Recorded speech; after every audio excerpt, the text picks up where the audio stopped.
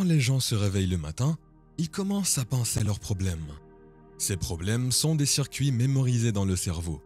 Chacun de ces souvenirs est lié aux gens et aux choses, à certains moments, dans certains endroits. Puisque le cerveau est un enregistrement du passé, ils pensent déjà dans le passé au moment où ils commencent leur journée. Chacun de ces souvenirs a une émotion. Les émotions sont le produit final des expériences passées. Alors, au moment où ils se souviennent de leurs problèmes, ils se sentent soudainement malheureux, tristes, ils ressentent de la douleur. Maintenant, la façon dont vous pensez et la façon dont vous vous sentez créent votre état d'esprit. Donc, tout l'état d'esprit de la personne quand elle commence sa journée se situe dans le passé. Alors, qu'est-ce que ça signifie ? Le passé familier sera tôt ou tard un avenir prévisible. Donc, si vous croyez que vos pensées ont quelque chose à voir avec votre destin, que ce que vous ressentez prend le pas sur ce que vous pensez, que les sentiments sont devenus le moyen de penser, par définition même des émotions, votre pensée se trouve dans le passé. Et pour la plupart, vous allez continuer à créer la même vie. Alors les gens attrapent leur téléphone portable, ils vérifient leur WhatsApp, ils vérifient leurs textos, ils vérifient leurs emails, ils vérifient Facebook, ils prennent une photo de leurs pieds, ils la postent sur Facebook, ils tweetent quelque chose, ils vont sur Instagram, ils vérifient les nouvelles. Et maintenant, ils se sentent vraiment connectés à tout ce qui est connu dans leur vie. Puis ils traversent une série de comportements de routine. Ils sortent du lit du même côté. Ils vont aux toilettes. Ils prennent une tasse de café. Ils prennent une douche. Ils s'habillent. Ils essayent de travailler de la même manière. Ils font les mêmes choses. Ils voient les mêmes personnes. Ils appuient sur les mêmes boutons émotionnels. Et cela devient la routine et cela devient comme un programme. Ils ont perdu leur libre arbitre à cause d'un programme. Il n'y a pas de main invisible qui leur fasse. Ainsi, quand vient le temps de changer la redondance de ce cycle, ça devient un programme subconscient. Alors maintenant, 95% de ceux que nous sommes à l'âge de 35 ans est un ensemble mémorisé de comportements, de réactions émotionnelles, d'habitudes inconscientes, d'attitudes câblées, de croyances et de perceptions qui fonctionnent comme un programme informatique. Alors, la personne peut dire avec les 5% de son esprit conscient « Je veux être en bonne santé, je veux être heureux, je veux être libre ». Mais le corps est sur un tout autre programme. Alors, comment commencer à apporter ces changements ? Eh bien, vous devez aller au-delà de l'esprit analytique, car ce qui sépare l'esprit conscient du subconscient, c'est l'esprit analytique. C'est là que la méditation entre en jeu. Parce que vous pouvez enseigner aux gens en vous entraînant à changer leurs ondes cérébrales, à les ralentir. Et quand ils le font correctement, ils entrent dans le système d'exploitation où ils peuvent commencer à apporter des changements vraiment importants. Donc, la plupart des gens attendent une crise, un traumatisme, une maladie ou un diagnostic. Vous savez, ils attendent la perte, une tragédie pour se décider à changer. Mon message est « Pourquoi attendre ?» Vous pouvez apprendre et changer l'état de douleur et de souffrance. Ou vous pouvez apprendre et changer dans un état de joie et d'inspiration. Je pense qu'en ce moment, ce qui est cool, c'est que les gens se réveillent. La plupart des gens passent 70% de leur vie à vivre dans la survie et dans le stress. Ils anticipent toujours le pire des cas sur la base d'une expérience passée. Ils sont littéralement hors des potentiels infinis qui existent dans le champ quantique. Ils sélectionnent le pire résultat possible et commencent à l'embrasser émotionnellement avec peur et conditionnent alors leur corps à être dans un état de peur. Si vous faites cela suffisamment de fois, votre corps aura une crise de panique sans vous, car vous ne pourrez même pas le prédire, puisqu'il est programmé inconsciemment. Les gens deviennent donc accros à la ruée de ces émotions. Ils utilisent les problèmes et les conditions de leur vie pour réaffirmer leurs limitations. Ils peuvent alors au moins ressentir quelque chose. Puis, quand vient le temps de changer, vous dites à la personne « Pourquoi es-tu comme ça ?» Eh bien, chaque fois qu'ils se souviennent de l'événement, ils produisent la même substance chimique dans leur cerveau et leur corps que si l'événement se produisait. Tirent et câblent les mêmes circuits et envoient la même signature émotionnelle au corps. Mais quelle est la prévalence derrière cela ? Eh bien, votre corps est votre inconscient.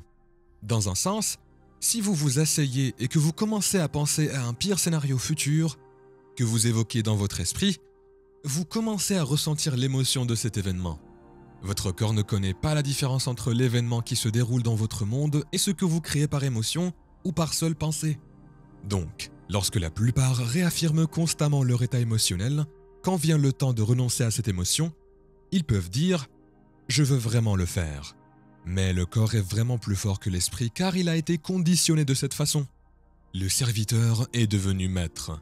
Soudain, une fois qu'elle est entrée dans cet inconnu, la personne préfère ressentir de la culpabilité et de la souffrance, car au moins elle peut les prédire. Être dans l'inconnu est un endroit effrayant pour la plupart des gens, parce que l'inconnu est incertain et les gens me disent « je ne peux pas prédire mon avenir, je suis dans l'inconnu ». Et je dis toujours que la meilleure façon de prédire votre avenir est de le créer. Non pas à partir du connu, mais à partir de l'inconnu. Quelle pensée voulez-vous avoir en câblant votre cerveau ? Quel comportement voulez-vous démontrer en une journée ? Le fait de répéter mentalement en fermant les yeux et de répéter l'action. La répétition de la réaction de ce que vous voulez ? Oui, l'action de ce que vous voulez en fermant les yeux et en répétant mentalement une action. Si vous êtes vraiment présent, le cerveau ne connaît pas la différence entre ce que vous imaginez et ce que vous vivez dans le monde 3D. Alors, vous commencez à installer le matériel neurologique dans votre cerveau pour que l'événement ait l'air de s'être déjà produit. Maintenant, votre cerveau n'est plus un enregistrement du passé. Maintenant, c'est une carte de l'avenir. Si vous continuez à le faire, à l'amorcer de cette façon, le matériel devient un logiciel. Et qui sait ? Vous pouvez commencer à agir comme une personne heureuse. Je pense que la partie la plus difficile est d'enseigner émotionnellement à notre corps ce à quoi ressemblera l'avenir avant l'expérience réelle. Alors, qu'est-ce que cela signifie ? Vous ne pouvez pas attendre que votre succès se sente habilité. Vous ne pouvez pas attendre que votre richesse se sente abondante. Vous ne pouvez pas attendre que votre nouvelle relation ressente l'amour ou que votre guérison se sente entière. Je veux dire, c'est l'ancien modèle de réalité de cause à effet. Vous savez, en attendant que quelque chose en dehors de nous change ce que nous ressentons en nous, quand nous nous sentons mieux en nous, nous prêtons attention à tout ce qui peut en être la cause.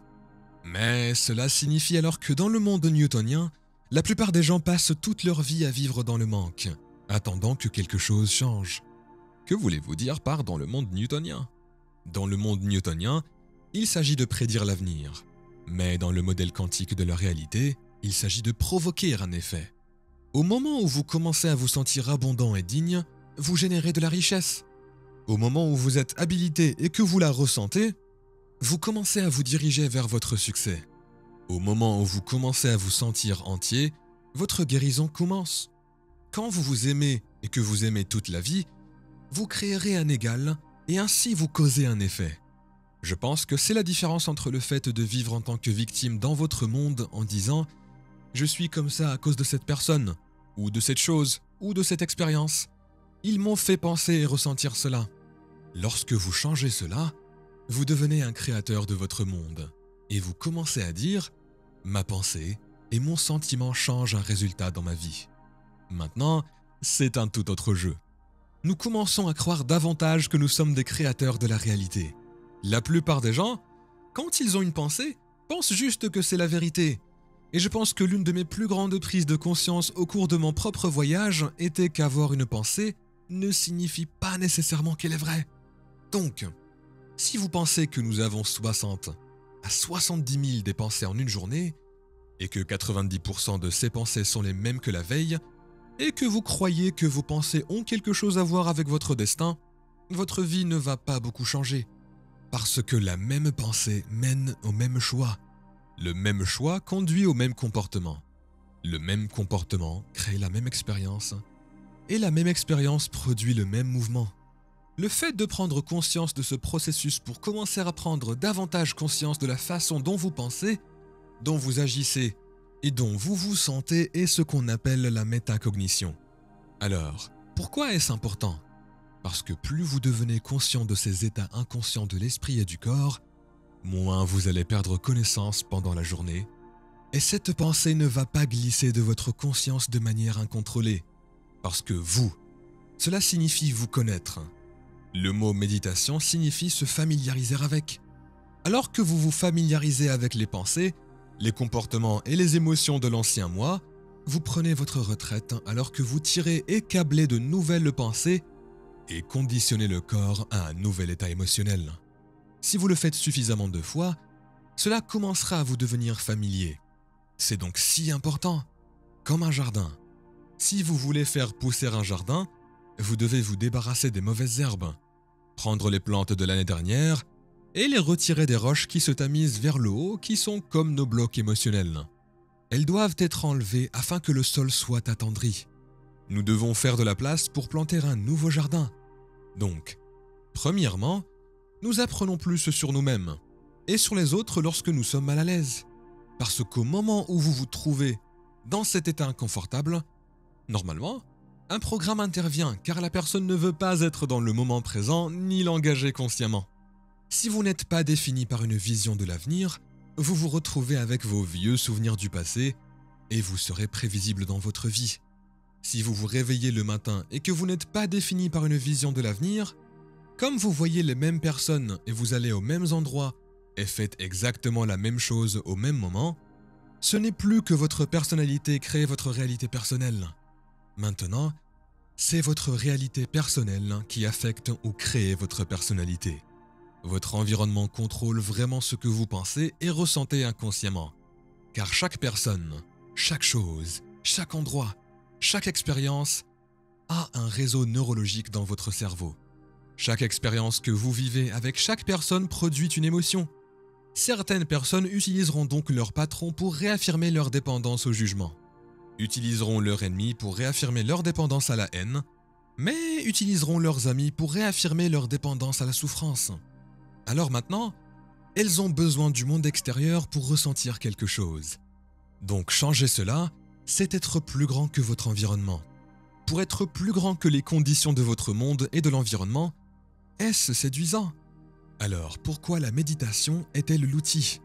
Eh bien, asseyons-nous, fermons les yeux, déconnectons-nous de notre environnement extérieur.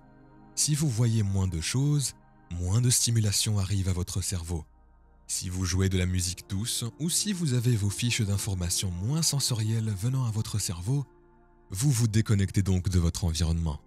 Si vous pouvez asseoir votre corps et lui dire de rester comme un animal, reste ici, je vais te nourrir quand nous aurons fini. Vous pouvez vous lever et vérifier vos emails. Vous pouvez faire tous vos textos, mais en ce moment, vous allez vous asseoir là et m'obéir. Alors, quand vous faites cela correctement, et que vous ne mangez rien, ne sentez rien ou ne goûtez rien, vous ne ressentez rien et ne ressentez rien. Vous devriez convenir avec moi que vous êtes défini par une pensée, non? Donc, quand le corps veut revenir à son passé émotionnel et que vous prenez conscience que votre attention est sur cette émotion, et là où vous placez votre attention, c'est là que vous placez votre énergie. Vous siphonnez votre énergie du moment présent dans le passé. Vous en prenez conscience. Vous réinstallez votre corps dans le moment présent. Parce que ça dit, eh bien, il est 8 heures et vous vous fâchez parce que normalement vous êtes dans le trafic à cette heure-ci. Ici, vous êtes assis. Nous avons l'habitude de nous sentir en colère et nous n'avons pas de calendrier. Oh, il est 11 heures. Généralement, vous vérifiez vos emails et vous jugez tout le monde. Eh bien, le corps cherche cela. Cet état chimique prévisible. Chaque fois que vous prenez conscience que vous faites cela dans votre corps, vous avez envie de ces émotions et vous les réinstallez dans le moment présent. Vous dites au corps que ce n'est plus l'esprit, que vous êtes l'esprit. Et maintenant, votre volonté devient plus grande que le programme.